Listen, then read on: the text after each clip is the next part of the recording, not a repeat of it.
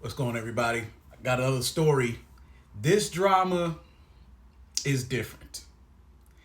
This is, well, let me put it this way.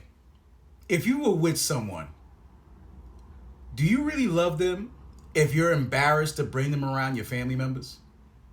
Let me show you what I'm talking about. My wife texted, "Don't show up. My parents want a drama-free vacation." I said, "Understood." While she was flying, I forwarded her dad the screenshots of everything she'd been hiding. When they landed and her father refused to let her in the rental car, she realized the real drama had only just begun.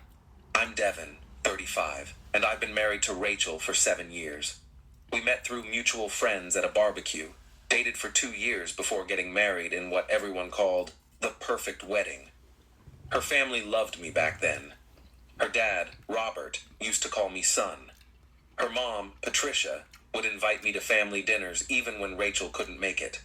I thought I'd married into a second family. Turns out I married into a performance. The text came on a Thursday afternoon. I was at home organizing some files when my phone buzzed. Rachel. "Hey, so change of plans for the Maui trip." Me. "What's up?" Rachel. "My parents think it's best if it's just family this time. They want it drama-free and relaxing. You understand, right?" I stared at that message for a solid minute. We'd been planning this trip for 4 months. I'd taken the week off work. We talked about snorkeling, hiking, the whole thing. And now, 2 days before departure, I was being uninvited. Me. Drama-free? What drama? Rachel. "You know how you and Dad got into it last month about the election stuff. He's still touchy about it. Mom thinks it's better to just keep it simple." The election stuff she was referring to was a 15-minute conversation where Robert and I disagreed about local politics. It was calm, respectful, ended with us agreeing to disagree. Hardly what I'd call drama. Me. Rachel, we planned this together. I already took time off. Rachel. "I know, and I'm sorry, but it's their vacation, their rental house. I can't exactly argue with them. We'll do our own trip later, okay?" Me. "So you're going without me?" Rachel. "It's just a week. Don't make this bigger than it is." I sat there holding my phone, feeling something shift in my chest. Not anger yet. Before we continue, I would have already, never mind the money, because yeah, he already took time off. I like to think he had PTO, but the thing is, he took time off and prepped for a trip that did already cost money. Now he has to spend his time somewhere else by himself. I'd have been irate. Drop it in the comments if you disagree. If you would have been something else. More like clarity. The kind you get when a puzzle piece finally clicks into place and you realize the picture isn't what you thought it was. Me. Understood. Rachel. "Thanks for being cool about this. Love you." She sent a heart emoji. I didn't respond. Here's what Rachel didn't know. 3 weeks earlier, I'd borrowed her laptop because mine was updating. She'd left her Facebook Messenger open. I wasn't snooping, just saw a notification pop up from her mom. The preview showed my name. I'm not proud of it, but I clicked.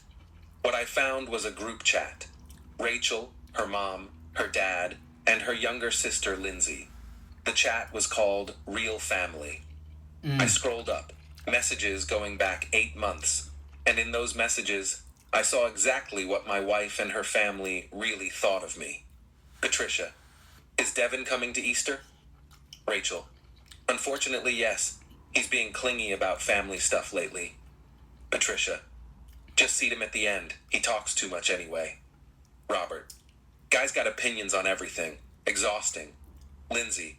"Why'd you even marry him, Lowell?" Rachel. "He was stable. I wanted stability, and he treats me well, I guess." Lindsay. "That's so sad." Rachel. "It is what it is.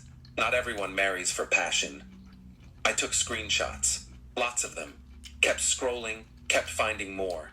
There were messages about me being too sensitive, about how I overreacted when Rachel forgot my birthday last year. She didn't forget. She just didn't care enough to plan anything. Robert called me soft multiple times. Patricia said I was not the kind of man she pictured for Rachel. Rachel agreed with all of it, laughed at jokes about me, made her own. One message from Rachel to Lindsay, sent 2 months ago. Sometimes I look at him and just feel nothing. Like I'm Ooh. living with a roommate I'm legally bound to. I'd saved everything to a separate folder on my phone. Didn't confront her. Didn't say a word.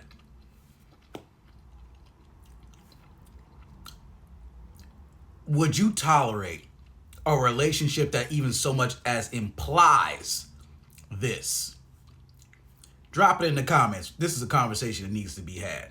We out.